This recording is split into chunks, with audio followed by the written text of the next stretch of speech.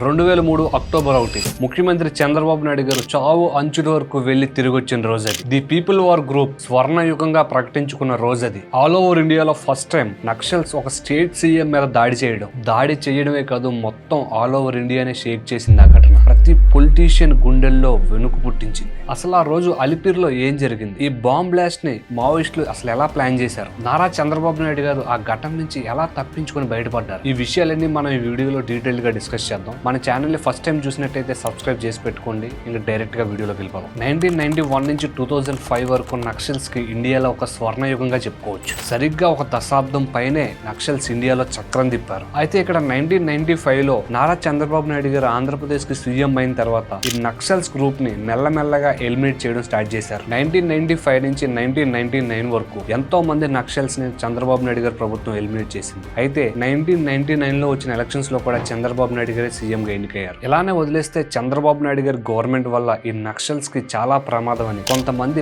పెద్ద తలకాయల్ని టార్గెట్ గా చేశారు మావోయిస్టులు. 1999 September 4న IPS officer Umesh Chandrani అతి దారుణంగా హైదరాబాద్ లో పగలే కాల్చి చంపేశారు. గవర్నమెంట్ కి నక్సల్స్ అంటే ఏంటో తెలియాలంటే కేవలం ఒక ఐపీఎస్ ఆఫీసర్, ఒక ఏఎస్ ఆఫీసర్ ను ఎలిమినేట్ చేస్తే సరిపోదు. ప్రభుత్వంలో ఉన్న పవర్ లో ఉన్న ఎవరో ఒకరిని టార్గెట్ చేయాలని ఫిక్స్ అయ్యారు. 2000 సంవత్సరం మార్చిలో అప్పటి మినిస్టర్ మాధవరెడ్డి గారిని అతి దారుణంగా హైదరాబాద్ చివర్లో గట్కేశ్వర్ అనే ప్రాంతంలో కారు కింద ల్యాండ్ మైన్ పెట్టి అతి దారుణంగా కాల్చి చంపేశారు. నక్సల్స్ కి ఈ మిషన్ సక్సెస్ఫుల్ అవడంతో ఈ peoples war group very strong and dangerous group ఇది బయటకు వచ్చింది. ఈ పీపుల్ వార్ గ్రూప్ టార్గెట్ ఒక ఐఏఎస్, ఒక ఐపీఎస్ లేదా ఒక మినిస్టర్, ఒక ఎమ్మెల్యే కాదు, ఆంధ్రప్రదేశ్ ముఖ్యమంత్రి నారా చంద్రబాబు నాయుడు గారు. ఈ పీపుల్ వార్ గ్రూప్ కి మెయిన్ టార్గెట్ ఏంటంటే గవర్నమెంట్ కి ఆపోజిట్ గా పనిచేయడం, అలాగే ప్రజల సొమ్ము ప్రజలకే పంచడం. ఈ పీపుల్ వార్ గ్రూప్ చేసే పనులన్నీ కూడా ఇండియన్ కాన్స్టిట్యూషన్ కి కంప్లీట్ గా విరుద్ధంగా ఉండేవి. ఈ people war group Alipiri bomb blast ని ప్లాన్ చేయడానికి ఆల్మోస్ట్ 6 months టైం తీసుకున్నారు. దీనికోసమనే తిరుపతి సమీపంలో ఒక ఇంటిని రెంట్కి తీసుకొని అక్కడే ప్లానింగ్ అండ్ ఎగ్జిక్యూషన్ స్టార్ట్ చేశారు. అలానే ఇంకొక పక్క ఈ యాంటీ నక్సల్ ఆర్గనైజేషన్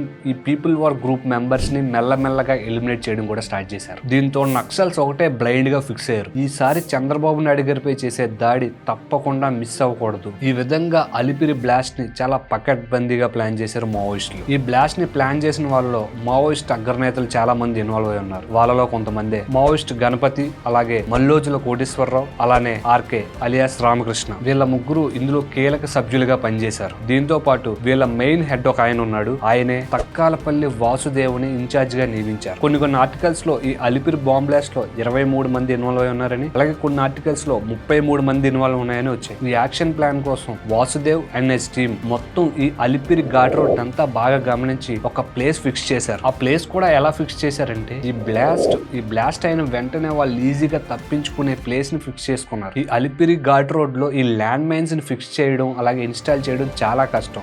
దీనికి ఆల్టర్నేటివ్ గా ఈ నక్సల్స్ ఏం చేశారంటే క్లైమోర్ మైన్స్ ని ఫిక్స్ చేశారు. ఈ క్లైమోర్ మైన్స్ ని రోడ్డుకి రైట్ సైడ్ లో ఉన్న గోడకి అవతల వైపుగా ఫిక్స్ చేశారు. ఒకవేళ ఇటు సైడ్ ఫిక్స్ చేసినట్టయితే ఎవరికైనా కనిపించే ఛాన్స్ ఉందని టోటల్ గా ఈ అలిపిరి రోడ్ వేలో 24 క్లైమోర్ మైన్స్ ని ఫిక్స్ చేశారు. మొత్తం ఈ 24 క్లైమోర్ మైన్స్ ని ఇన్స్టాల్ చేయడానికి ఆల్మోస్ట్ ఈ నక్సల్స్ 2 days టైం తీసుకున్నారు. అది కూడా రాత్రి టైంలోనే ఈ నక్సల్స్ దీన్ని ఫిక్స్ చేశారు. అది అక్టోబర్ 1, 2003. తిరుపతి పర్యటన ముగించుకున్న చంద్రబాబు నాయుడు గారు సాయంత్రం గరుడు సేవకి తిరుమల శ్రీవారికి పట్టు వస్త్రాలు ఇవ్వడానికి చంద్రబాబు నాయుడు గారి కాన్వే స్టార్ట్ అయింది. చాలా హై సెక్యూరిటీతో సీఎం కాన్వే ఈ అలిపిరి ఘాట్ రోడ్ మీదుగా తిరుమలకి స్టార్ట్ అయి వెళ్తుంది. బుల్లెట్ ప్రూఫ్ అంబాసిడర్ కార్ లో సీఎం డ్రైవర్ పక్క సీట్ లోనే కూర్చొని ఉన్నారు. సీఎం చంద్రబాబు నాయుడు గారితో పాటు ఆయన వెనక సీట్ లో అప్పటి మినిస్టర్ గోపాలకృష్ణారెడ్డి, అలాగే కృష్ణమూర్తి గారు, అలాగే ఎమ్మెల్యే రాజశేఖర్ రెడ్డి గారు కూర్చొని ఉన్నారు. సరిగ్గా సీఎం కాన్వే ఈ అలిపిరి టోల్ గేట్ దాటిన వెంటనే ఒక పెద్ద సౌండ్ తో సీఎం గారి కారు గాల్లో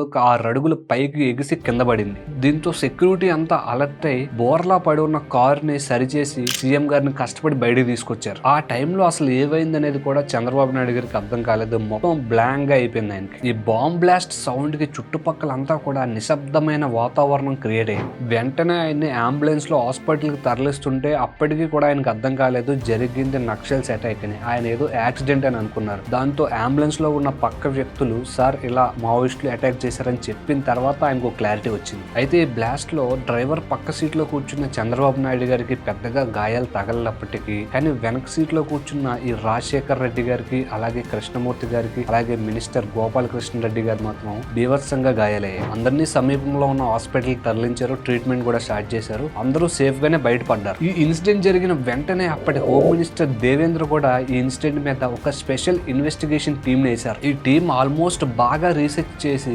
96 మంది సాక్షుల్ని ఇన్వెస్టిగేషన్ చేసింది. ఆల్మోస్ట్ 33 మంది నిందితులపై ఐపీసీ సెక్షన్స్ 148, 149, 120B, 307, 325, 326 కింద కేసులు రిజిస్టర్ చేశారు. ఈ ఇన్సిడెంట్ లో పట్టుపడ్డ మావోయిస్ట్ సాగర్, అలాగే రామస్వామి రెడ్డి, ఆయనతో పాటు నాగార్జున, అలాగే ఎర్రచందనం స్మగ్లర్ గంగిరెడ్డిలకు కోర్టు ఆల్మోస్ట్ 7 years శిక్ష విధించింది. ఈ స్పెషల్ ఇన్వెస్టిగేషన్ టీం ఈ ఇన్సిడెంట్ లో ఇన్వాల్వ్ అయిన ప్రతి ఒక్కరిని చాలా త్వరగానే పట్టుకుందని చెప్పుకోవచ్చు. ఈ ఇన్సిడెంట్ లో ఇన్వాల్వ్ అయిన వారిని కూడా ఈ ఇన్వెస్టిగేషన్ టీం అరెస్ట్ చేసింది. అందులో మాలచంద్ర, అలాగే నరసింహారెడ్డి, అలాగే రామ్మోహన్ రెడ్డిలకు 2010లో కోర్టు 4 సంవత్సరాల శిక్ష విధించింది. అలానే ఈ ఇన్సిడెంట్ లో కొంతమంది ఇన్వాల్వ్ అయిన వారు డిఫరెంట్ సిచ్యువేషన్స్ లో డిఫరెంట్ ప్లేసెస్ లో మరణించడం కూడా జరిగింది. ఈ కేసులో ఈ స్పెషల్ ఇన్వెస్టిగేషన్ టీం చాలా బాగా పనిచేసిందని చెప్పుకోవచ్చు. టైం తీసుకున్నప్పటికీ కూడా ఎవరిని వదిలిపెట్టకుండా ఆల్మోస్ట్ అందరినీ కూడా పట్టుకొని కోర్టు ముందు ప్రవేశపెట్టింది. ఇక్కడే అర్థమవుతుంది మన ఇండియన్ ఎగ్జిక్యూటివ్ కి, అలాగే జ్యుడిషియరీకి ఎంత పవర్ ఉందనేది. ఇక్కడ ఇన్సిడెంట్ అయిన కొన్ని రోజులకే మళ్ళీ చంద్రబాబు నాయుడు గారు ఈ జనసంచారం ఉన్న ప్లేసెస్ లో తిరగడం యథావిధిగా స్టార్ట్ చేశారు. చంద్రబాబు నాయుడు గారు కాకుండా ఆ ప్లేస్ లో వేరొకరు ఎవరైనా ఉండుంటే ఖచ్చితంగా రాజకీయాల నుంచి విరమించుకునే వాళ్ళు, లేదంటే దేశం వదిలిపెట్టైనా వెళ్ళిపోయేవాళ్ళు. నిజంగా ఈ విషయంలో ఆయనకి హ్యాట్స్ ఆఫ్ చెప్పాలి. ఎందుకంటే మృత్యువుని ఆల్మోస్ట్ జయించి మళ్ళీ వచ్చారు ఆయన. ప్రస్తుతం ఆయన ఆంధ్రప్రదేశ్ సీఎం గా కొనసాగుతున్నప్పటికీ మంచి పరిపాలన అందించాలని మనం అందరం కోరుకుందాం. ఈ వీడియో కానీ మీకు ఇన్ఫర్మేటివ్ అనిపిస్తే మీ ఫ్రెండ్స్ అండ్ ఫ్యామిలీకి షేర్ చేయండి. మన నుంచి ఎప్పటికప్పుడు ఇలాంటి వీడియోలు వస్తూనే ఉంటాయి. సబ్స్క్రైబ్ చేయకపోతే చేసి పెట్టుకోండి. మళ్ళీ నెక్స్ట్ వీడియోలో కలుసుకుందాం. Thank you. జై హింద్.